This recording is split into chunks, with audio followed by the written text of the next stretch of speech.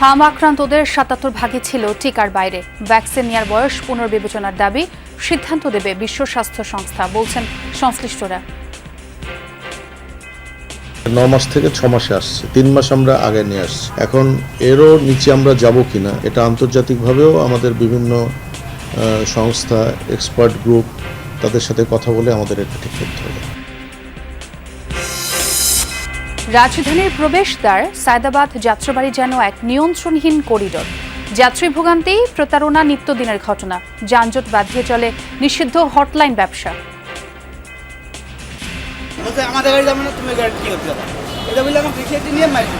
হানিফের ব্যানারই এমনভাবে ঢাকা, চট্টগ্রাম, কক্সবাজার লেখা, যেটা আপনি চিন্তাও করতে পারবেন না যেটা অরিজিনাল না ডুপ্লিকেট।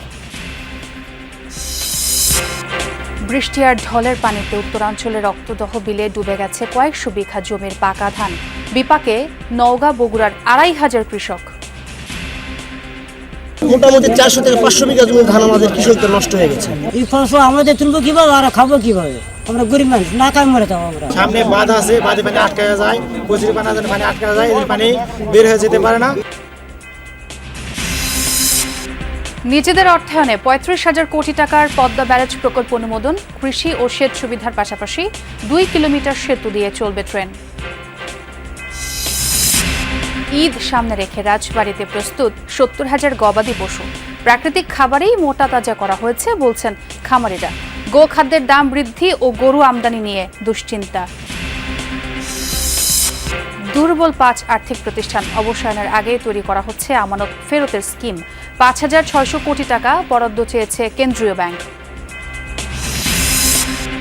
দীর্ঘদিন বন্ধ থাকায় নষ্ট হচ্ছে কুতুবদিয়ার বায়ু বিদ্যুৎ কেন্দ্রের মূল্যবান যন্ত্রপাতি। অপরিকল্পিত উদ্যোগ আখ্যা স্থানীয়দের, পালিয়েছে প্রকল্প বাস্তবায়নকারীরা।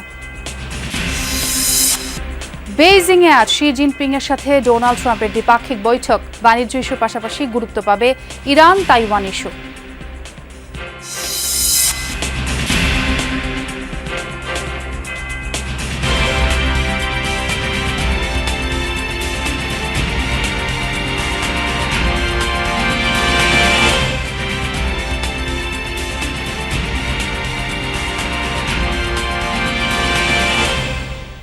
আমন্ত্রণ যমুনা নিউজে, সঙ্গে আছে আমি ছোয়া খন্দকার। আর এতক্ষণ শিরোনাম দেখছিলেন। হামে আক্রান্তদের ৭৭ ভাগই টিকা পায়নি, আর মারা যাওয়া শিশুদের অর্ধেকেরই টিকা নেওয়ার বয়স হয়নি। এই তথ্য স্বাস্থ্য অধিদপ্তরের। সেক্ষেত্রে প্রশ্ন উঠেছে, হামে টিকা নেওয়ার বয়স 9 মাস থেকে আরও কমানো হচ্ছে না কেন? স্বাস্থ্য অধিদপ্তর বলছে, বয়স কমানোর বিষয়টি নির্ভর করছে বিশেষজ্ঞ কমিটি ও বিশ্ব স্বাস্থ্য সংস্থার উপর। ছোট্ট শরীর, কাতর মুখ, ক্লান্ত চাহনি, এতটুকু বয়সেই এক ভাইরাসের বিরুদ্ধে যুদ্ধ তাদের। দেশের হাসপাতালগুলোর শিশু ওয়ার্ডে যেন থমকে গেছে সময়। মায়েদের প্রতিটা মুহূর্ত উদ্বেগ, উৎকণ্ঠার। সরকারি তথ্যেই দেশে হাম আক্রান্ত ৬০,০০০-এর বেশি। টিকার বাইরে ছিল বেশিরভাগ। কারো টিকা নেয়ার বয়স হয়নি, কেউ বা আবার কোনো কারণে টিকা পায়নি। ফলাফল এক মহা দুর্যোগের মুখে স্বাস্থ্য খাত। মিজেলসে 2026-এ এসে শিশু মৃত্যু, এটা আমি স্পষ্টভাবে বলতে চাই, it's a shame to myself, is shame to our health, is shame to the entire nation. হ্যাঁ, কিন্তু দুর্ভাগ্যজনক হলো যে এই শেমের জন্য আমরা দায়ী না। হাম কেড়ে নিয়েছে 400-র বেশি শিশুর প্রাণ। তাদের মধ্যে নিশ্চিত হামে মৃত্যুর 60 জনের তথ্য বিশ্লেষণ করেছে স্বাস্থ্য বিভাগ। এতে দেখা যায় অর্ধেক শিশুর বয়স 9 মাসের কম, অর্থাৎ টিকা নেয়ার বয়স হয়নি তাদের। হাসপাতালে ভর্তি হওয়ার একদিনের মধ্যেই মৃত্যু হয়েছে 25 ভাগের। অর্ধেক শিশুকে ঢাকায় রেফার্ড করেও বাঁচানো যায়নি। এই যে মৃত্যু কমছে না, হ্যাঁ, এটা নিয়ে আমরা এখন থেকে বেশি কনসার্ন। আমরা ট্রিটমেন্ট রাইট টাইমে দিচ্ছি, but we fail to save the patient. তাহলে রাইট ট্রিটমেন্ট দেওয়ার পরও কেন পেশেন্ট সেভ করতে পারছে? ওদের সিভিয়ারিটিটা কোন জায়গায়, কোথায় সিভিয়ারিটি কোথায়, এবং এই সিভিয়ারিটিতে সে কেন উপনীত হলো, এটা নিয়ে আমরা কাজ করছি। হামে 3 মাসের শিশুও মারা গেছে, অথচ টিকা দেয়া হয় 9 ও 15 মাস বয়সে। তবে হামের চলমান টিকা কর্মসূচিতে তা 6 মাস করা হয়েছে। নিয়মিত টিকা কর্মসূচির বয়স কমানোর বিষয়ে সিদ্ধান্ত হয়নি এখনো। 9 মাস থেকে 6 মাসে আসছে, 3 মাস আমরা আগে নিয়ে আসছি। এখন এরও নিচে আমরা যাব কিনা, এটা আসলে এটা একটা শুধু আমাদের ভেতরে না, এটা আন্তর্জাতিকভাবেও আমাদের বিভিন্ন সংস্থা, এক্সপার্ট গ্রুপ, তাদের সাথে কথা বলে আমাদের এটা ঠিক করতে হবে। স্বাস্থ্য বিভাগ মনে করে টিকা দেওয়ার মাধ্যমে হার্ড ইমিউনিটি অর্জন হলে তা যে কোনো বয়সের মানুষকেই সুরক্ষা দেবে। হাসান মিসবাহ, যমুনা নিউজ, ঢাকা। তিলোত্তমা ঢাকা 2 কোটির বেশি মানুষের আবাস। এই মহানগরে যারা বসবাস করেন এক এক এলাকায় তাদের উপলব্ধি এক এক রকম। কোথাও পানি বা গ্যাসের সংকট, কোথাও ঘিঞ্জি, যানজট কিংবা চাঁদাবাজি। মহানগরীর বিভিন্ন প্রান্তের ছোট বড় সমস্যা, নাগরিক ভোগান্তি নিয়ে ধারাবাহিকভাবে আমরা তুলে ধরব কেমন আছে ঢাকায়। আজ দেখবেন সায়দাবাদ যাত্রাবাড়ি এলাকার যানজট, যাত্রী ভোগান্তি, ভুয়া পরিবহনের নামে প্রতারণার গল্প। নাহিদ হোসেনের ক্যামেরায় মশহুর অনিকের রিপোর্ট।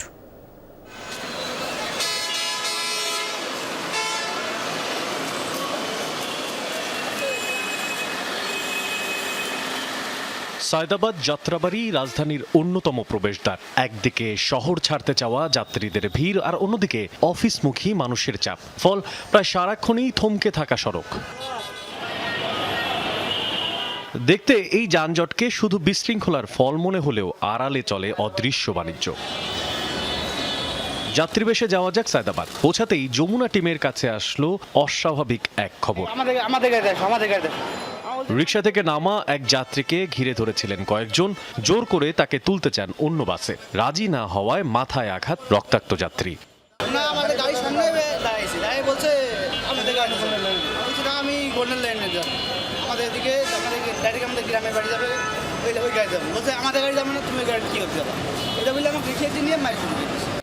ঘটনার জের ধরে এগিয়ে গেলে আরও চাঞ্চল্যকর তথ্য মেলে। যাত্রীকে যেখানে নেওয়া হচ্ছিল সেটা কোনো বৈধ কাউন্টার নয়। ছোট্ট টেবিল, কয়েকটি চেয়ার আর পরিচয় হটলাইন ব্যবসায়ী।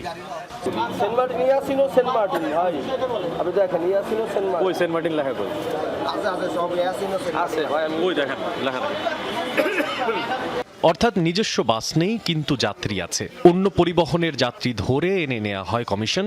যদিও অনেক আগেই এই হটলাইন ব্যবসা নিষিদ্ধ করেছিল সরকার। এটা কিভাবে চলে? না, এটা আমি বলি, এটা একটা কমিশন পায় এই মালিকই টিকিট, মানে এই কাউন্টারটা দিচ্ছে আর কি। এটা একটা আমি 50টা টিকিট কাটছি, 30 টাকা করে একটা কমিশন পাচ্ছি। ভাই শোনেন, শোনেন। কাউন্টারে এবার সাংবাদিক পরিচয় দিয়ে ক্যামেরা সামনে আনতেই অস্বীকার। শুরু হলো টালবাহানা। দেখি ভাই, সমস্যা কি আপনার? শুধু আমার ভাই করতে টিকিটটা দেন। আমি নিজে করি চাকরি। টিকিটটা দেন না। টিকিট আমি কি কাটবো? এখন আমি টিকিট কাটবো। আপনার গাড়ি নাই? টিকিটটা বের করুন। টিকিট শেষ হয়ে গেছে ভাই, দেখেন টিকিট শেষ হয়ে গেছে। ফুরিয়ে গেছে টিকিট, কিন্তু ড্রয়ার খুলতেই ধরা পড়ে সত্য লুকানোর চেষ্টা। নামি বেনামি বিভিন্ন পরিবহনের শতাধিক টিকিট। গোল্ডেন লাইন আপনারা বিক্রি করেন না বলছেন, তাহলে এখন গোল্ডেন লাইন এখানে কিভাবে? গোল্ডেন লাইন ওই যে অনেক সময় দেওয়া যায়, ওরা আমরা গোল্ডেন লাইন দেওয়া যায়, মানে দেওয়া যায় বলতে কি অনেক সময় দেখা গেছে বেশি যাত্রী হইলে কি জানি কয় বিক্রি করে ওরা। এরকম এক নামী পরিবহনের টিকিট নিয়ে পরিবহন সংশ্লিষ্ট কাউন্টারে গেলে অবাক হন তারাও, এবং চটে যান হটলাইন ব্যবসায়ীদের ওপর। এটা আপনাদের টিকিট নাকি আপনাদের টিকিট না? দেখেন তো, আপনাদের টিকিট। ওর কাছে আমার টিকিট দেওয়া নাকি? ওর টিকিট কোথায় বলে? ও তো আমি জানলে তো আমি দেবো ওকে। আমার টিকিট সে কোথা থেকে পেলো, কিভাবে পেলো, এটা আমার বলতে হবে। হানিফের যাত্রী দেই না আমরা। কোন হানিফের যাত্রী দিছি? আমরা তো হানিফের যাত্রী আমরা দেই নাই। আমরা কি হানিফ কাউন্টার কি আমাদের হটলাইন আছে? হটলাইন না থাকলে কি হইছে? হানিফ আইছে, আমরা আপনাদের যাত্রী। চমক আরও বাকি, হটলাইন থেকে টিকিট নিয়ে যাত্রী উঠছেন হানিফ ইউনিক লেভেল লাগানো বাসে। কিন্তু ভেতরে ঢুকলেই বুঝতে পারেন এটি আসল নয়, প্রতারণার শিকার তারা। আপনারা কি অরিজিনাল হানিফ? না, অরিজিনাল না। তো হানিফের নামে চালাচ্ছেন, এটা অবৈধ না? না না না, এটা পারমিট আছে। হানিফের ব্যানারই এমনভাবে ঢাকা, চট্টগ্রাম, কক্সবাজার লেখা, যেটা আপনি চিন্তাও করতে পারবেন না যেটা অরিজিনাল না ডুপ্লিকেট।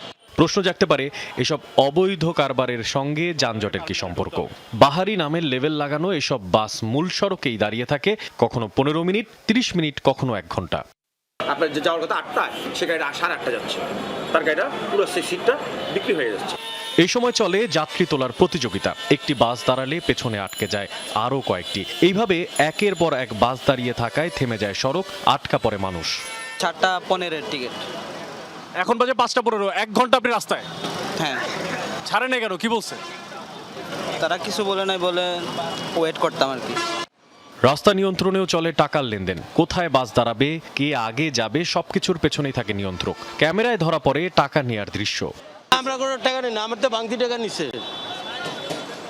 আপনার যে ভাঙতি টাকা আমরা তো দেখছি আপনি টাকা নিচ্ছেন। ওটাই তো ভাঙতি টাকা দিছে, 100 টাকার ভাঙতি দিছি। এভারেজ 290 টাকা খরচ। এখন কয় টাকা দিচ্ছেন? 80 টাকা।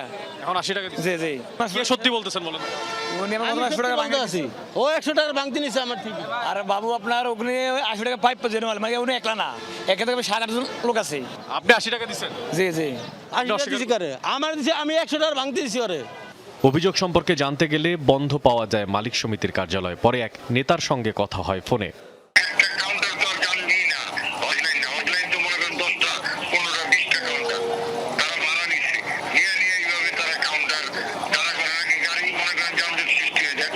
মালিক সমিতির সাথে আপনাদের ভালো সম্পর্ক? আমাদেরকে দিয়ে ওরা ওদেরকে দিয়ে আমরা সবার সাথে সবার ভালো সম্পর্ক রাখাটাই কর্তব্য। দুই পক্ষের বিপরীত বক্তব্যে প্রশ্ন আরও গভীর। ট্রাফিক পুলিশের যুক্তি লোকবল সংকট। ড্রাইভাররা এবং পরিবহন মালিকরা চাচ্ছে তারা 2টা পয়সা ইনকাম করার জন্য।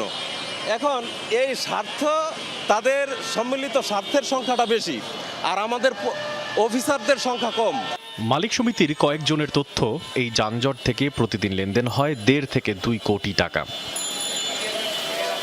সাধারণ মানুষ হারায় সময়, হারায় কর্মঘণ্টা, সেখানে কিছু চক্র অসাধুভাবে কামিয়ে নিচ্ছে টাকা। এ যেন এক নিয়ন্ত্রণহীন করিডোর। প্রশ্ন একটাই, এই চক্রের দৌরাত্ম্য ভাঙবে কে? মশিউর অনেক, যমুনা নিউজ, ঢাকা। বৃষ্টি আর ঢলের পানিতে রক্তদহ বিলে ডুবে গেছে কয়েকশো বিঘা জমির পাকা ধান।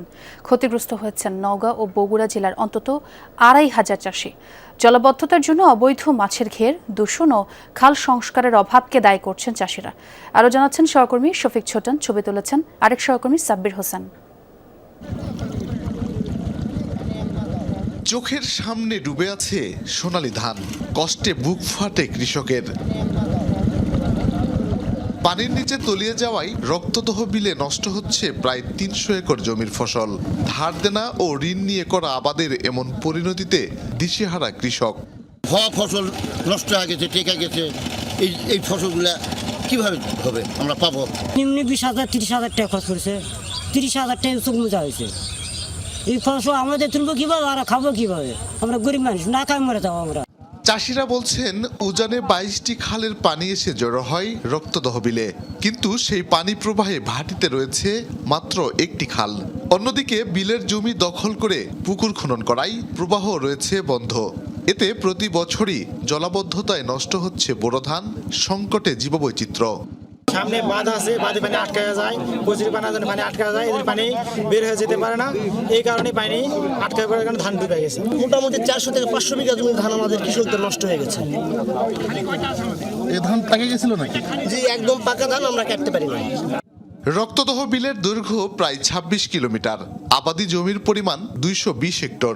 জলাবদ্ধতা দূর করা গেলে প্রতি বছর অন্তত 63,000 মেট্রিক টন খাদ্যশস্য এবং দেশীয় মাছের উৎপাদন বাড়বে বলছেন সংশ্লিষ্টরা। বিলটা যদি পুনঃখনন করা হয়, পুনঃখনন করা হলে এখানে এর অ্যাডজাসেন্ট প্রায় 4500 হেক্টর জমি 1 ফসল থেকে 3 ফসলে উন্নত করা সম্ভব, এবং যার ফলে দেশে অতিরিক্ত প্রায় 63,000 মেট্রিক টন অতিরিক্ত ফসল উৎপন্ন করা সম্ভব। সংকট উত্তরণে দীর্ঘমেয়াদী পরিকল্পনার কথা বলছেন স্থানীয় জনপ্রতিনিধিরা। ক্ষতিগ্রস্ত চাষিদের দিচ্ছেন ক্ষতিপূরণের আশ্বাস। আগামী বছর এই বিলটা খনন হবে বা এই কাজগুলো পাকা রাস্তা সহ এই কাজগুলো ইনশাআল্লাহ আগামী বছর হবে আমরা আশা করতেছি। বিলটা খনন যদি হয় তাহলে আমাদের এটা একটা অনেক বড় সম্পদে পরিণত হবে। এই বিলটা এখানে একটা ব্যাপক মাছ চাষ হবে। জলাধার ও খাল পুনর্খননের পাশাপাশি আধুনিক সেচ ব্যবস্থা এবং সড়ক নির্মাণ সহ রক্তদহ বিলে আরও বেশ কিছু উন্নয়ন পরিকল্পনার কথা জানিয়েছেন সংশ্লিষ্টরা। শফিক ছোটন, যমুনা নিউজ, নওগাঁ। নতুন করে আর বৃষ্টি না হওয়ায় পানি নেমে গেছে শেরপুরের নিচু এলাকাগুলো থেকে। তবে গতকালের ভারী বৃষ্টিতে বেশ ক্ষয়ক্ষতিও হয়েছে। বিষয়ে আরও জানবো, সহকর্মী আদিল মাহমুদ উজ্জ্বল আমাদের সঙ্গে যুক্ত হয়েছেন। আদিল, বৃষ্টিতে ফসলের কতটা ক্ষতি হলো এবং এই যে ধাক্কা সেটা কাটিয়ে উঠতে প্রশাসনের পক্ষ থেকে কোনো পদক্ষেপ নেওয়া হয়েছে কিনা? হ্যাঁ, আপনি জানেন যে গতকালকে টানা বর্ষণের ফলে যে হঠাৎ করেই যে এখানে ফার্স্ট ফ্লাডটির সৃষ্টি হয়েছিল, এখানে নালিতাবাড়ী উপজেলার গোল্লারপাড় চেল্লাখালী নদী আমি যদি আপনাকে একটু দেখাই, যে এই নদীর কিন্তু প্রায় 150 মিটার, দুটি স্থানে 150 মিটার নদীর পার কিন্তু ভেঙে সেখানে একটা বন্যার সৃষ্টি হয়েছিল, সেটা মানে বৃষ্টির পানিতে। এবং এইখানে কিন্তু আমি যদি আপনাকে একটু দেখাই যে আজকে কিন্তু সারা রাত কোনো বৃষ্টি না হওয়ার কারণে পানি কিন্তু অনেকটা বিপদসীমার নিচে নেমে গেছে। তবে এই যে ভাঙন স্থানটি, দুটি স্থানে যে ভাঙন, সেই ভাঙনের আশেপাশে কিন্তু প্রায় 10 একর জমির ধান কিন্তু অনেকটাই নষ্ট, মাটির সাথে মিশে দিয়ে গেছে। এবং এখানকার কৃষকরা যেটি বলেছে যে আসলে এখানকার 70% ধান কিন্তু ইতিমধ্যেই কাটা সম্পন্ন হয়ে গেছে, যে কারণে কিন্তু ক্ষতি খুব একটা এখানে হয়নি। এবং আপনি জানেন যে এই এখানকার যে খরস্রোতা যে নদীগুলো আছে, চেল্লাখালী, মহারশী, সোমেশ্বরী, প্রত্যেকটি নদীতেই কিন্তু গতকালকে বিপদ সীমা ছুঁচি করেছে। আরেকটি বিষয় বলি যে এখানে আজকে কিন্তু এখন পর্যন্ত বৃষ্টি দেখা যায়, তবে অবস্থায় আছে এবং যদি বৃষ্টি ছোঁয়া বাড়ে সেই ক্ষেত্রে কিন্তু করবে এমনটাই বলেছে। তবে সকাল থেকে আমরা দেখেছি পানি উন্নয়ন বোর্ডের কর্মকর্তারা এখানে পরিদর্শন করেছেন এবং তারা এই ক্ষয়ক্ষতি নিরূপণ করছেন এবং এই ভাঙা স্থান মেরামত নিবে। ছোঁয়া, অনেক ধন্যবাদ আদিল আপনাকে। সব জল্পনা কল্পনার অবসান ঘটিয়ে নির্মাণ হতে যাচ্ছে পদ্মা ব্যারেজ। এজন্য প্রায় 35,000 কোটি টাকার প্রকল্পের চূড়ান্ত অনুমোদন দিয়েছে জাতীয় অর্থনৈতিক পরিষদের নির্বাহী কমিটি একনেক। সভা শেষে পানি সম্পদ মন্ত্রী শহীদ উদ্দিন চৌধুরী আনি জানান, এই ব্যারেজ দেশের দক্ষিণ পশ্চিমাঞ্চলের নদী, কৃষি ও জীববৈচিত্র্যে প্রাণ ফেরাবে। ভারতের সাথে গঙ্গা চুক্তি নবায়ন নিয়ে দুই দেশের কারিগরি দল কাজ করছে বলেও জানিয়েছেন মন্ত্রী। 60-এর দশক থেকে ফরিদপুর, খুলনা ও রাজশাহী অঞ্চলের নদী, কৃষি ও জীববৈচিত্র্য রক্ষায় পদ্মা ব্যারেজ নির্মাণের দাবি ওঠে। ভারতের ফারাক্কা বাঁধ তৈরির পর সেই দাবি আরও জোরালো হয়, যার প্রেক্ষিতে বিএনপির রাজনৈতিক প্রতিশ্রুতি ছিল পদ্মা ব্যারেজ নির্মাণ। ক্ষমতায় আসার 3 মাসের মাথায় সেই অঙ্গীকার পূরণে যুগান্তকারী প্রকল্প অনুমোদন করল সরকার। বুধবার সচিবালয়ে প্রধানমন্ত্রী তারেক রহমানের সভাপতিত্বে একনেক সভায় এই প্রকল্প অনুমোদন দেওয়া হয়। নিজস্ব অর্থায়নে হতে যাওয়া এই প্রকল্পে ব্যয় ধরা হয়েছে প্রায় 35,000 কোটি টাকা। মাননীয় প্রধানমন্ত্রী জনাব তারেক রহমান নির্বাচন পূর্বে রাজশাহীতে গিয়ে জনসাধারণের সামনে সেটা বক্তব্য রেখেছিলেন, কমিটমেন্ট করেছিলেন। আজকে সেটা বাস্তবায়নের জন্য আমাদের এই প্রকল্পটি একটাকে অনুমোদিত হয়েছে। আমরা ওই অঞ্চলে একদিকে একটা 7টা স্যাটেলাইট টাউন গড়ে উঠবে, তার পাশাপাশি সেখানে এই প্রজেক্টের মধ্যে 3টা হাইড্রো ইলেকট্রিক পাওয়ার প্ল্যান্ট রয়েছে, সেখানে নেভিগেশন লক রয়েছে, সেখানে ফিশ পাস রয়েছে। এই প্রকল্পের আওতায় প্রায় 2 কিলোমিটার দীর্ঘ ব্যারেজটি তৈরি হবে রাজবাড়ীর হাবাসপুর থেকে পাবনার সাতবাড়িয়ার মধ্যে। এতে বাড়তি সেচ সুবিধা পাবে কুষ্টিয়া, ফরিদপুর, যশোর, খুলনা, বরিশাল, পাবনা ও রাজশাহী অঞ্চলের 24টি জেলা।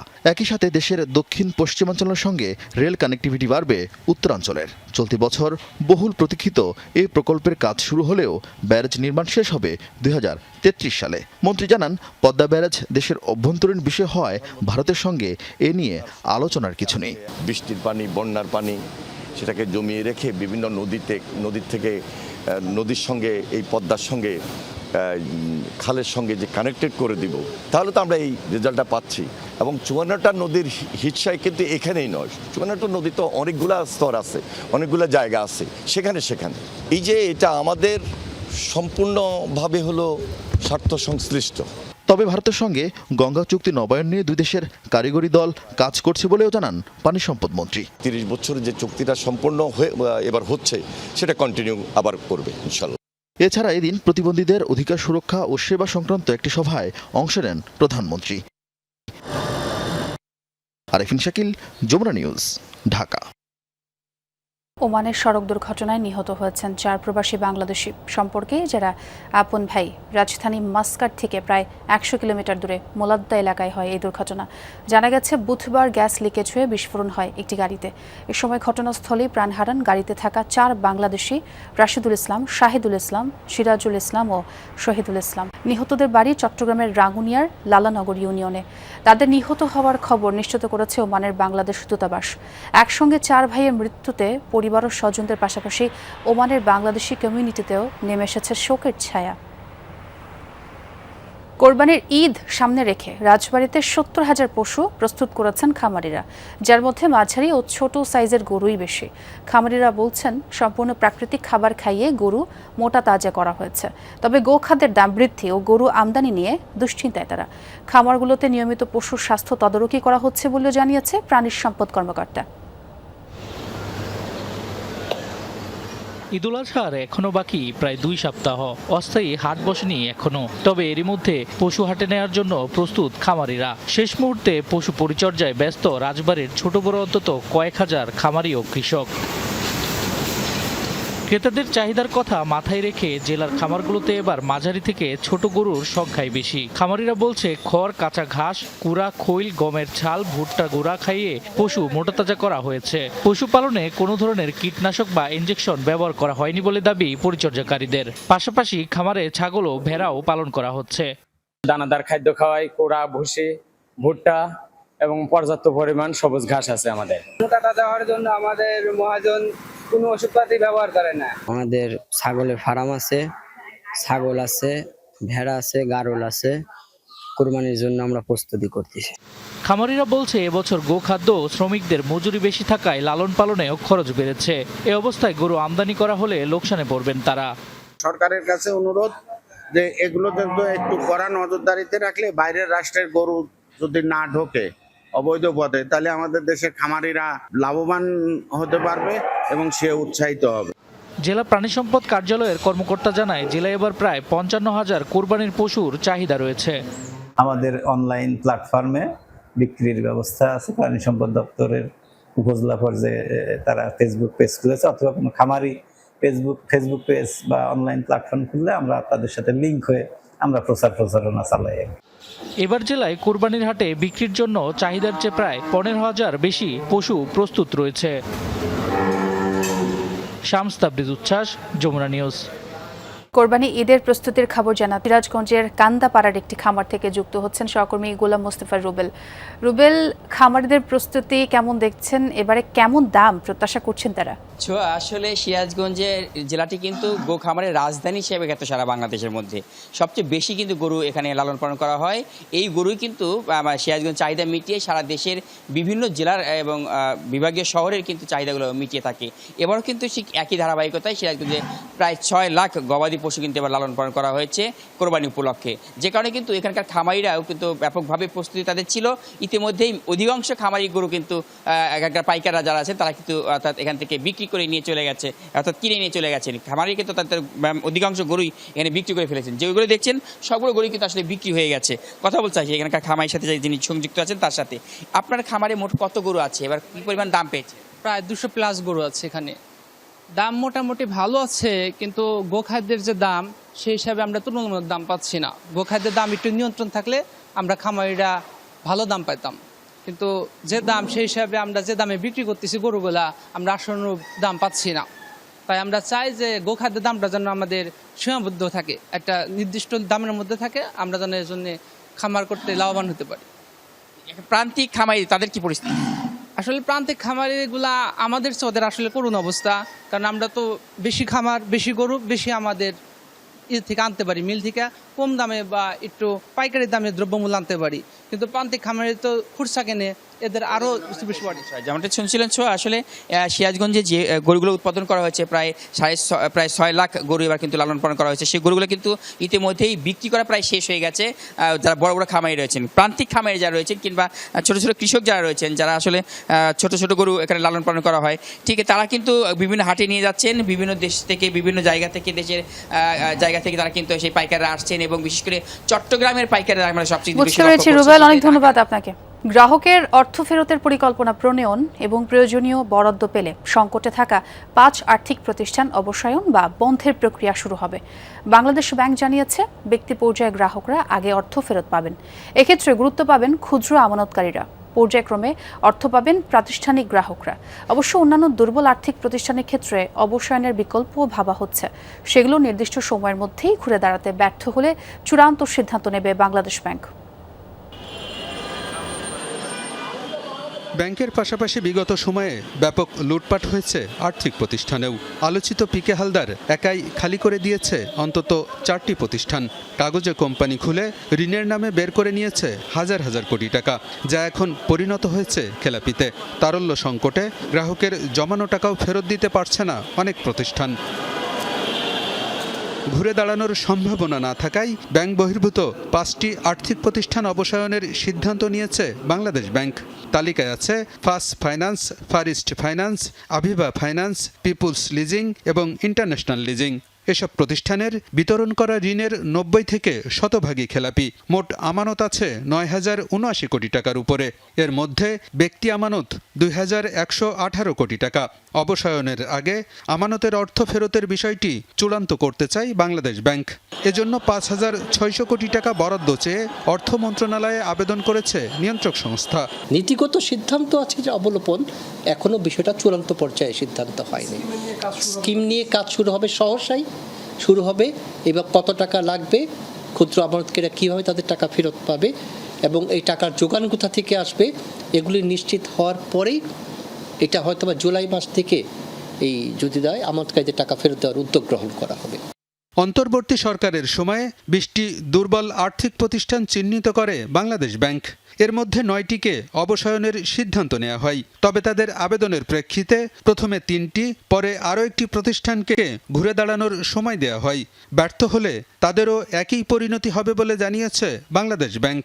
5টির সিদ্ধান্ত জানানোর পরেই যেগুলো বাদ পড়ল তাদের অবস্থা, তারা যে সময় চেয়েছে এই সময় কোনো প্রকার ইমপ্রুভমেন্ট তারা দেখাতে পারলো কিনা, যদি দেখাতে সক্ষম হয় এক ধরনের সিদ্ধান্ত, যদি দেখা না যায় যেটা কোনো ইমপ্রুভমেন্ট নেই, আরও খারাপ হচ্ছে অবস্থা, তাদের ব্যাপারে হয়তো একই পরিণতি ঘটতে পারে।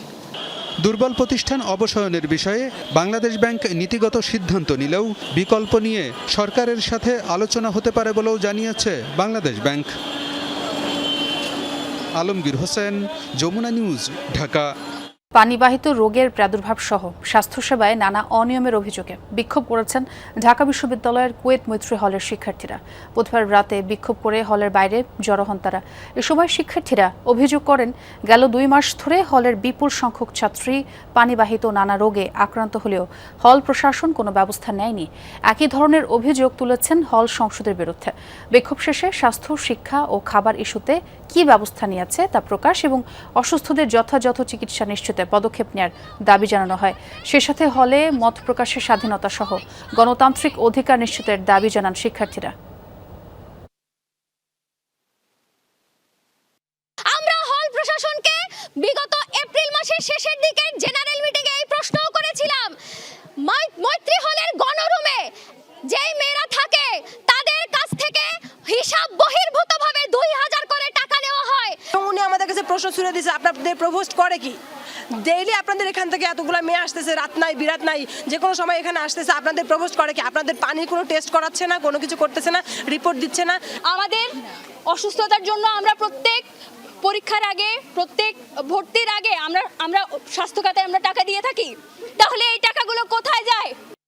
জাহাঙ্গীরনগর বিশ্ববিদ্যালয়ের শিক্ষার্থীকে ধর্ষণ চেষ্টা ও নিরাপত্তা প্রদানে প্রশাসনের ব্যর্থতার অভিযোগ এনে বিক্ষোভ ও প্রতিবাদ মিছিল করেছেন বিশ্ববিদ্যালয়ের নারী শিক্ষার্থীরা। বুধবার রাতে বিশ্ববিদ্যালয়ের টার্জন পয়েন্ট এলাকায় নারী শিক্ষার্থীরা জড়ো হন। পরে সেখান থেকে একটি বিশাল প্রতিবাদ মিছিল বের করেন তারা। এ সময় একাত্মতা প্রকাশ করে ছাত্ররাও একটি বিক্ষোভ মিছিল নিয়ে তাদের সাথে যোগ দেন। মিছিল নিয়ে বিক্ষুব্ধ শিক্ষার্থীরা ক্যাম্পাসের বিভিন্ন জায়গা প্রদক্ষিণ করেন।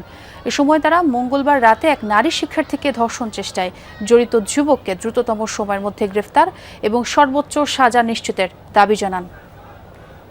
কুমিল্লা মেডিকেল কলেজ হাসপাতালে প্রায় 24 কোটি টাকার ওষুধ ও চিকিৎসা সরঞ্জাম কেনাকাটায় অনিয়মের অভিযোগ ওঠে গেল বছর। আর সেই অনিয়মের খেসারত দিচ্ছেন বর্তমানে চিকিৎসা নিতে আসা হাজারো রোগী। নেই জরুরি ওষুধ, বিকল এক্স-রে মেশিন, ফিল্ম না থাকায় বন্ধ এমআরআই মেশিনও। অভিযোগ উঠেছে অনৈতিক সুবিধা আদায়ে কেনা সেই ওষুধ নিয়ম না মেনেই সরবরাহ করা হয়েছে দেশের বিভিন্ন হাসপাতালে। আরও জানাচ্ছেন খোকন চৌধুরী। কুমিল্লা সহ আশপাশের 6টি জেলার মানুষের চিকিৎসা সেবার একমাত্র ভরসাস্থল কুমিল্লা মেডিকেল কলেজ হাসপাতাল। প্রতিদিন এখানে চিকিৎসা নিতে আসেন হাজারেরও বেশি রোগী। তবে গেল 2.5 মাস ধরে হাসপাতালটিতে নেই প্রয়োজনীয় ওষুধ, নেই জরুরি চিকিৎসা সরঞ্জামও। বিকল এক্স-রে মেশিন, ফিল্ম না থাকায় বন্ধ এমআরআই মেশিনটিও। রোগী ও স্বজনদের অভিযোগ, ওষুধ, চিকিৎসা সরঞ্জাম সবই কিনতে হচ্ছে বাইরে থেকে। মেডিকেল থেকে আমাকে কোনো কিছু, একটা গ্যাসের ওষুধও দিচ্ছে না, একটা গ্যাসের ট্যাবলেট পর্যন্ত আমাকে দেওয়া হয় নাই, সম্পূর্ণ বাইরে কেনা লাগবে। এক্স-রে করাইছি, এখানে এক্স-রে, 2টা এক্স-রে 400 টাকার এক্স-রে, সরকারি ফি। সরকারি তো আমরা লাভ হইল কি, আমরা তেমন তোর বেড ভাড়া নিলেন, এরপর ওষুধের টাকা নিলেন, এরপর বাইরে তো সবগুলো আমরা কিনে আনার লাগবে। জীবন রক্ষাকারী ওষুধ ও চিকিৎসা সরঞ্জাম না থাকার কথা স্বীকার করেন হাসপাতালের তত্ত্বাবধায়ক। জানান বাজেট স্বল্পতার কথা। সবশেষ 6 মে ওষুধের স্টোর কিপারের স্বাক্ষরিত একটি তালিকা আসে যমুনার হাতে। সেখানে দেখা যায় 20টি জীবন রক্ষাকারী ওষুধের মধ্যে 13টিই নেই। এমআরআই কোনো ফিল্ম নেই, যে আজকে একদম শেষ হয়ে গেছে। এটা একটা বড় জিনিস, কিন্তু বুঝতে পারছেন, এমআরআই ফিল্মটা নাই, অ্যানেস্থেসিয়ার কোনো ওষুধ নাই। এদিকে গেল অর্থ বছরে কুমিল্লা মেডিকেল কলেজ হাসপাতালে নন ইডিসিএল অর্থাৎ এমএসআর গ্রুপে প্রায় 24 কোটি টাকার ওষুধ সরঞ্জাম কেনাকাটায় অনিয়মের সংবাদ প্রচার হয় যমুনা টেলিভিশনে। পরে প্রাথমিক তদন্তে তার প্রমাণ পায় দুদক। সে সময় অতিরিক্ত চাহিদা দেখিয়ে প্রায় 2 কোটি টাকায় কেনা 9 লাখ অ্যাটোবাস্টেটিন 20 mg ট্যাবলেটের মধ্যে মজুদ আছে 2,67,400। প্রশ্ন ওঠে, তাহলে বাকি প্রায় 6.5 লাখ ওষুধ কি রোগীরা পেয়েছেন? আর্থিক অনিয়ম তো এটা বলা যাবে না, কারণ হচ্ছে কেনা তো হয়েছে, জিনিস কেনা হয়েছে। তাহলে প্রয়োজনীয় জিনিস না কিনে আপনারা কম প্রয়োজনীয় জিনিসটা কেন? হ্যাঁ, এটা একটু ভুল হয়ে গেছে। যে তো এটা অবশ্য যে মেয়াদ আছে তো 27 সাল পর্যন্ত, আমরা অন্য বছর না কিনে এটা সমন্বয় করতে পারবো। শুধু কেনাকাটায় নয়, অভিযোগ উঠেছে হাসপাতালের জন্য কেনা ওষুধ নিয়ম না মেনে সম্প্রতি ওএসডি হওয়া পরিচালক মাসুদ পারভেজ কুমিল্লা জেনারেল হাসপাতাল সহ বিভিন্ন জেলার হাসপাতালে পাঠিয়ে দেয়। এতে তীব্র ওষুধ সংকট দেখা দিয়েছে কুমিল্লা মেডিকেলে। তবে বিষয়টি দ্রুত সংসদে উপস্থাপন করে সমাধানের আশ্বাস দিয়েছেন স্থানীয় সংসদ সদস্য। কুমিল্লা মেডিকেল কলেজ ধ্বংস করে ফেলেছে সোফার ট্রিটমেন্ট ইজ কনসার্ন। এই ব্যাপারে সর্বোচ্চ পর্যায়ে তদন্তের জন্য আমার লেভেলে যত পরিধি আছে, যত পর্যায়ে আছে, আমি সেখানে উত্থাপন করব। বিশেষজ্ঞ চিকিৎসকদের সাথে কথা বলে জানা যায় অ্যাটোবাস্টেটিন 20 mg ট্যাবলেটের চাহিদা অত বেশি নয়, সবচেয়ে বেশি চাহিদা 10 mgর। বর্তমানে সরবরাহ আছে 10 mg, আমরা যেটা মানে ক্রয় করি সেটা 10 mg, আর 20 mg আমরা ক্রয় করি নাই। তো আমরা সরবরাহ পেয়েছি যেহেতু 20 mg, আমরা সেটা আশা করি আমাদের চলবে। জেনারেল যদি আমরা বলি 10 মিলিগ্রামটাই আমরা বেশি আসলে লিখি, কারণ হচ্ছে যে দেখা গেছে যে প্রেশারের রোগী যারা আছে তাদেরকে তো বেশি ডোজে আমরা প্রথমে দিই না, অল্প ডোজে দিয়ে দেখি যে তাদেরটা কমে যায় কিনা। স্বাস্থ্য খাতে এসব অনিয়ম আর দুর্নীতির অভিযোগ নতুন নয়। এবার প্রশ্ন, সরকারের কোটি কোটি টাকা ব্যয়ে কেনা ওষুধ কার স্বার্থে ব্যবহার হয় আর এর জবাবই বা কে দেবে? খোকন চৌধুরী, যমুনা নিউজ, কুমিল্লা। মূল ভূখণ্ড থেকে বিচ্ছিন্ন দ্বীপ উপজেলা কুতুবদিয়ার 2টি বায়ু বিদ্যুৎ কেন্দ্র এবং সৌর বিদ্যুৎ প্রকল্প যেন অপচয়ের উজ্জ্বল দৃষ্টান্ত। চালু 4 মাস পর থেকে সব বিকল, অযত্নে নষ্ট হচ্ছে যন্ত্রপাতি। প্রকল্পে ব্যয় করা প্রায় 39 কোটি টাকা কার্যত পানিতে গেছে, মিলছে না বিদ্যুৎ সুবিধা। পালিয়েছে প্রকল্প বাস্তবায়নকারীরাও। কুতুবদিয়ায় আলী আকবর ডেইলি ইউনিয়নের পশ্চিম সৈকতে 2007 সালে প্রায় 15 কোটি ও 2018 সালে 23 কোটি 77 লাখ টাকা ব্যয়ে নির্মিত হয় 2000 কিলোওয়াট উৎপাদন ক্ষমতার 2টি বায়ুবিদ্যুৎ কেন্দ্র। কিন্তু চালুর মাস কয়েক না যেতেই বিকল হয়ে পড়ে 2টি। দীর্ঘদিন বন্ধ থাকায় দেখভালের অভাবে মূল্যবান যন্ত্রপাতি 70টি বায়ুকল মরিচা দরে নষ্ট হচ্ছে। যারা এটা দেখভাল করতো তারা এখন বর্তমানে নাই। আসি দেখি এখানে মনে করেন এগুলো মানে কেমন জানি বেহাল অবস্থা। ভিতরে তার ছিল, এগুলো সব ইলেকট্রিক জিনিস, এগুলো সব চুরি হয়ে গেছে। বাতাস আসলে এগুলো এলোপাতারি পড়ে যেত, চালের উপর চাল ভেঙে গেছে। পয়সা কোন দিয়ে আর একটা হাজ করে দেখতো, দেশের বালা হতো, মানুষের জনগণের বালা হতো। একই অবস্থা দুরংবাজারের পশ্চিমে স্থাপিত সৌর প্রকল্পটিরও। স্থানীয় বাজারে শুরু থেকে বিদ্যুৎ সরবরাহ করলেও 2023 সালে জাতীয় গ্রিড লাইনের বিদ্যুৎ সংযোগের পর গ্রাহকের টাকা নিয়ে উধাও হয়ে যায় প্রকল্প সংশ্লিষ্টরা। প্যানেল ভিত্তিক যদি বিদ্যুৎ চালু করা হতো, এলাকার মানুষ উপকৃত হতো। এই সময়ে যুদ্ধ পরিস্থিতিতে দেশে তীব্র জ্বালানি সংকট, এই একটা লাইট যে 24 ঘন্টা জ্বলে এটা একটা ফ্যামিলি মানে কি ইউজ করার মতো নষ্ট হয়ে যাচ্ছে। 60-70 লাখ টাকা মতো শুধু মিটার বানিয়ে জন্য ওরা অ্যাডভান্স নিয়েছে। স্থানীয়দের অভিযোগ, বায়ুবিদ্যুৎ প্রকল্প ও সৌর বিদ্যুতের প্রকল্পগুলো অপরিকল্পিত উদ্যোগ, অনিয়ম, দুর্নীতির কারণে যার সুফল পায়নি দ্বীপের মানুষ। চলমান জ্বালানি সংকটের এই সময়ে এসব প্রকল্প সংস্কার করে পুনরায় চালুর দাবি তাদের। ভবিষ্যতে যেন এই বিদ্যুৎ সংকট না হয় তার জন্য এই যে মিনিগ্রেড যেগুলো বেসরকারিভাবে বিদ্যুৎ প্রকল্প আছে ছোট ছোট, এগুলা চালু রাখলে হয়তো আমরা কিছু সুফল পাবো। আমরা সরকারের কাছে দাবি জানাই, এটা সরকারি সম্পদ, এই সম্পদকে রক্ষা করলে অন্তত এই লোডশেডিংয়ের মুহূর্তে আমরা ওখান থেকে 1 মেগাওয়াটের মতো ব্যাকআপ পেতাম। তবে বিদ্যুতের চাহিদা মেটাতে বিকল্প উদ্যোগের কথা জানায় প্রশাসন। সরকারিভাবে যে নির্দেশনা প্রদান করা হয়েছে এটাকে যথাযথভাবে বাস্তবায়ন করতে পারলে আমাদের বিদ্যুতের যে চাহিদাটা এটা সৌর বিদ্যুৎকে ব্যবহার করে অনেকটাই আমরা মিট আপ করতে পারবো। কুতুবদিয়ায় বায়ুবিদ্যুৎ কেন্দ্র স্থাপন করে ফ্যান এশিয়া পাওয়ার সার্ভিসেস। সৌর বিদ্যুৎ প্রকল্পটি বাস্তবায়ন করে গ্রিন হাউজিং অ্যান্ড এনার্জি। উৎপাদন বন্ধ হবার পর দেখা নেই কারো। জুবাইর রিফাত, যমুনা নিউজ। বাংলাদেশ ভারত সীমান্তে হত্যা, অনুপ্রবেশ কিংবা পোষণ কোনটি এখন আর নতুন সংবাদ নয়। দুপক্ষের সীমান্তরক্ষী বাহিনীকে ম্যানেজ করেই চলে চোরা চালান কার্যক্রম। এরপর বস্তাভর্তি মাদক, শাড়ি, কসমেটিক্স সহ নানা পণ্য নিয়ে আসে এপারে। বিজিবির দাবি, কঠোর নজরদারির পরও চোরা কারবারিদের দৌরাত্ম্য থামানো যাচ্ছে না। বাংলাদেশ ভারত সীমান্তের আখাউড়া, কসবা ও বিজয়নগর এলাকায় এই দৃশ্য নিত্যদিনেরই বলা চলে। ওপার থেকে আসছে মাদকসহ ভারতীয় বিভিন্ন পণ্য। ব্রাহ্মণবাড়িয়ার 3 উপজেলাকে মাদক এবং চোরাচালানের প্রধান ট্রানজিট হিসেবে ব্যবহার করে থাকে চোরাকারবারীরা। স্থানীয়রা বলছেন, 2 দেশের সীমান্তের বেশ কিছু স্থান অরক্ষিত।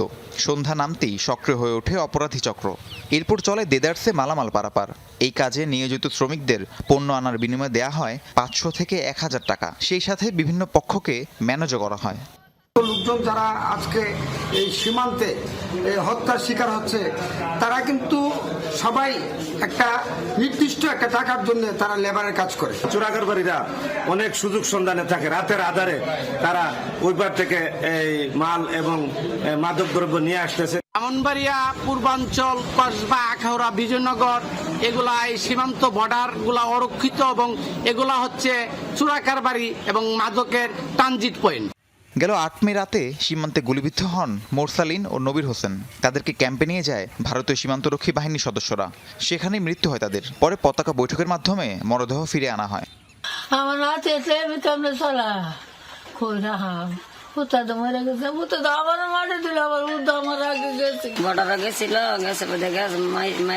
আমার পুত্রের যে ফল লকডাউন নিয়ে আমি বিএসএফ গুলি করে মারাচ্ছে, আমি ন্যায় বিচার চাই। সীমান্ত এলাকায় বর্ডার গার্ড বাংলাদেশ এবং পাকিস্তানে পুলিশের নিয়মিত অভিযান চলমান রয়েছে। প্রায় মাদক, শাড়ি, কসমেটিক্স সহ নানা পণ্য জব্দ করা হচ্ছে। তবুও চোরাকারবারীদের দৌরাত্ম্য কমছে না কোনোভাবেই। আমরা আমাদের দায়িত্বপূর্ণ এলাকার মধ্যে যে সকল এলাকা বেশি ঝুঁকিপূর্ণ আমরা এগুলো চিহ্নিত করেছি। এ সকল এলাকায় আমরা আমাদের জনবল বৃদ্ধি করেছি। চোরাচালান যারা করছে তাদেরকে আমরা গ্রেপ্তার করছি এবং চেষ্টা করছি।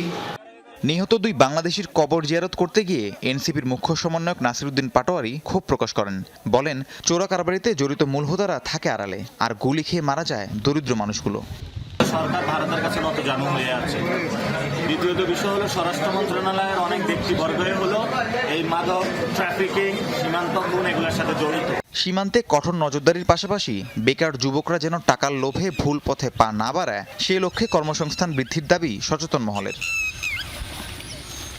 রাহিম সারোয়ার, যমুনা নিউজ। 4 বছর ধরে বন্ধ পাবনা চিনিকলের মারাই কার্যক্রম। এতে নষ্ট হচ্ছে মিলের যন্ত্রাংশ। বর্তমান সরকার দায়িত্ব গ্রহণের পর মিলটি চালুর স্বপ্ন দেখছেন শ্রমিক, কর্মচারী ও স্থানীয়রা। নেওয়া হচ্ছে উদ্যোগ। যোগাযোগ করা হয়েছে শিল্প মন্ত্রণালয়ের সাথেও। এলাকাবাসী বলছেন, মিলটি চালু হলে সমৃদ্ধ হবে স্থানীয় অর্থনীতি, কমবে আমদানি নির্ভরতা। একসময় শ্রমিক কর্মচারীদের পদচারণায় মুখরিত থাকত পাবনার চিনিকল এলাকা। তবে সেখানে এখন শুধুই নিস্তব্ধতা। 2020 সালে শিল্প মন্ত্রণালয় পাবনা চিনিকলের আকমারাই বন্ধ করে দেয়। ঈশ্বরদী উপজেলার দাসুরিয়ার দৈনিক 1500 টন আখ মাড়াই করার সক্ষমতা ছিল এই মিলটির। 1997-98 অর্থ বছর থেকে শুরু হয় বাণিজ্যিকভাবে আখ মাড়াই বন্ধের পর থেকে এ অঞ্চলে প্রায় বন্ধ হয়ে গেছে আখ চাষ। বেকার হয়ে পড়েছে মিলের সাথে সংশ্লিষ্ট স্থানীয় অনেকে। মেলটা আবার চালু হোক, আমাদের হাসি খুশিতে আমরা থাকতাম, এই মেলে আসতাম, ডিউটি করতাম। কত সুন্দর, কত কৃষক আসতো, কত লোক আসতো এখানে। আগে যখন কুশলের আবাদ ছিল তখন বেশ ভালোই লাভটা হয়েছে আর কি, কিন্তু মিল বন্ধ হয়ে গেল, কুশলের আবাদও বন্ধ হয়ে গেল। বন্ধু মিলটা যদি পুনরায় চালু করা হয় তাহলে অত্র এলাকার যারা বেকার যুবক তারা হয়তো এখানে কর্মসংস্থানের একটা সুযোগ সৃষ্টি হবে। কৃষকের দিক তাকেও ব্যবস্থা করা উচিত, কারণ আমরা বাপদাদারা দেখেছি আখ চাষ করেছে, অনেক লাভবান হয়েছে। আখ চাষের টাকা মিল থেকে একসাথে পাওয়ার কারণে বড় বড় টাকা কিন্তু পেয়েছে, পাওয়ার পরে ভালোভাবে বিভিন্ন জায়গায় কাজে লাগাইছে। বর্তমান সরকার দায়িত্ব গ্রহণের পর মিলটি চালুর বিষয়ে আশার কথা জানালেন মিলের ব্যবস্থাপনা পরিচালক। তৎকালীন সময়ে 3টা ধাপ করছিল, তার ভিতর 6টাকে পর্যায়ক্রমে ধাপে ধাপে চালু করার সিদ্ধান্ত গ্রহণ করেছিল। তার ভিতর আমাদের পাবনা চিনিকল 2য় ধাপে চালুর কথা ছিল। বন্ধ কল কারখানাগুলো নিয়ে সরকারের পজিটিভ চিন্তাভাবনা আছে এবং আমাদের চিনিকলগুলো নিয়ে আলাদাভাবে চিন্তাভাবনা আছে যে কিভাবে এগুলা লাভজনকভাবে চালু করা যায়। মিলটি বন্ধ থাকলেও অর্ধশতাধিক শ্রমিক কর্মকর্তা কাজ করছেন। তাদের বেতন ভাতা বাবদ প্রতি মাসে সরকারকে খরচ করতে হচ্ছে লাখ লাখ টাকা। শাজদিন অন্তরা, যমুনা নিউজ। মুখোমুখি হলেন দুই সর্ববৃহৎ অর্থনীতির দেশের president Donald Trump, Xi Jinping. বৃহস্পতিবার স্থানীয় সময় সকালে বেইজিংয়ে দ্বিপাক্ষিক বৈঠক শুরু করেছেন যুক্তরাষ্ট্র ও চীনের রাষ্ট্রপ্রধানরা। আলোচনার মূল ইস্যু বাণিজ্য। ধারণা করা হচ্ছে প্রধান প্রতিদ্বন্দ্বী চীনের সাথে বাণিজ্যে একাধিক বিষয়ে সমঝোতায় আসতে পারে যুক্তরাষ্ট্র। বিনিময়ে মার্কিন বাজারে সেমিকন্ডাক্টর রফতানির বিষয়ে বিধিনিষেধ কমাতে চাইবে চীন সরকার। এছাড়াও ইরান ও তাইওয়ান ইস্যুতে হবে আলোচনা। বৈঠক পরবর্তী সময়ে বেইজিংয়ের ঐতিহাসিক টেম্পল অফ হেভেন পরিদর্শন করবেন ট্রাম্প, শি। পরবর্তীতে দুই নেতার রাষ্ট্রীয় ভোজে অংশ নেওয়ার কথা রয়েছে। বুধবার 9 বছর পর বেইজিংয়ে পৌঁছান মার্কিন প্রেসিডেন্ট ডোনাল্ড ট্রাম্প। বিমানবন্দরে দেওয়া হয় বিশেষ অভ্যর্থনা। চকচকে রঙিন মোড়কের বদলে হঠাৎ সাদা কালো প্যাকেজিং। যুদ্ধের প্রভাবে রঙিন কালির সংকট তৈরি হওয়ায় বাধ্য হয়েই এমন পন্থা বেছে নিয়েছে জাপানের জনপ্রিয় একটি স্ন্যাক্সের ব্র্যান্ড। প্রিন্টিংয়ে উজ্জ্বল বর্ণের রং তৈরিতে ব্যবহৃত একটি কাঁচামালের 40% মধ্যপ্রাচ্য থেকে আমদানি করে টোকিও, যা এখন বাধাগ্রস্ত। এমন পরিস্থিতিতে ছাপার কালি বাঁচাতে পুরনো আমলের সাদা কালো প্যাকেজিংকেই বেছে নিয়েছে জায়ান্ট ব্র্যান্ড ক্যালবি। ইরান যুদ্ধের জেরে বিশ্বজুড়ে চলমান জ্বালানি সংকটকে কৌশলে পাশ কাটাতে মজাদার এক উদ্ভাবনী সমাধান নিয়ে এসেছে জাপান। ছাপার কালি বাঁচাতে চিপস ও সিরিয়ালের উজ্জ্বল রঙিন প্যাকেট এখন থেকে সাদা কালো বর্ণে বাজারে আনছে টোকিও ভিত্তিক কোম্পানি ক্যালবি। মঙ্গলবার সাময়িকভাবে পটেটো ও কাপ্পা এবিসেন চিপস, ব্রেকফাস্ট সিরিয়াল সহ মোট 14টি পণ্যের মোড়কে মাত্র 2 রঙের কালি ব্যবহারের ঘোষণা দেয় জাপানের সবচেয়ে জনপ্রিয় স্ন্যাক্স ব্র্যান্ডটি। হলুদ রঙের প্যাকেটে টুপি পরা পটেটো ম্যান মাস্কটের বদলে কেবল 1 রঙা অক্ষরে লেখা থাকবে চিপসের নাম। প্রিন্টিংয়ে ব্যবহৃত উজ্জ্বল বর্ণের রং তৈরিতে ব্যবহার করা হয় এক প্রকার খনিজ তেলজাত পণ্য ন্যাপথা, যার প্রায় 40% আমদানি হয় মধ্যপ্রাচ্য থেকে। যুদ্ধের প্রভাবে আমদানিকৃত কিছু কাঁচামালের সরবরাহ অনিশ্চিত হয়ে পড়ায় নিজেদের পণ্যের উৎপাদন স্বাভাবিক রাখতেই এমন সিদ্ধান্ত নিয়েছে ক্যালবি। চলমান সংকট মোকাবেলা ও কাঁচামালের ঘাটতির প্রভাব কমানোর জন্য নানা উপায়ে চেষ্টা করে যাচ্ছে জাপানের প্রতিষ্ঠানগুলো। যদিও কাঁচামালের সরবরাহের স্থিতিশীলতা নিয়ে ব্যবসায়ী ও জনসাধারণকে আশ্বস্ত করে যাচ্ছে দেশটির সরকার। এখন পর্যন্ত ন্যাপথা সরবরাহে কোনো সংকটের খবর পাওয়া যায়নি। তবে আমদানিকৃত পণ্য যাতে দেশে আসতে কোনো বাধার মুখে না পড়ে সেজন্য সংশ্লিষ্ট মন্ত্রণালয়গুলো সম্মিলিতভাবে কাজ করে যাচ্ছে। যুক্তরাষ্ট্র, চীন, অস্ট্রেলিয়ার মতো দেশগুলোতে রপ্তানি করা হয় জাপানের এই জনপ্রিয় ব্র্যান্ডের চিপস ও সিরিয়াল। প্যাকেজিংয়ে সাময়িক পরিবর্তন আনলেও ভেতরের গুণগত পণ্যের মান ও পরিমাণ অপরিবর্তিত রাখবে বলে নিশ্চিত করেছে ক্যালবি। আগামী 25শে মে থেকে বাজারে ছাড়া হবে তাদের নতুন প্যাকেজিংয়ে মোড়ানো স্ন্যাক্সগুলো। সাবরিনা নুসরাত, যমুনা নিউজ। দর্শক, এ ছিল যমুনা নিউজে। এতক্ষণ যারা সঙ্গে ছিলেন সবাইকে ধন্যবাদ।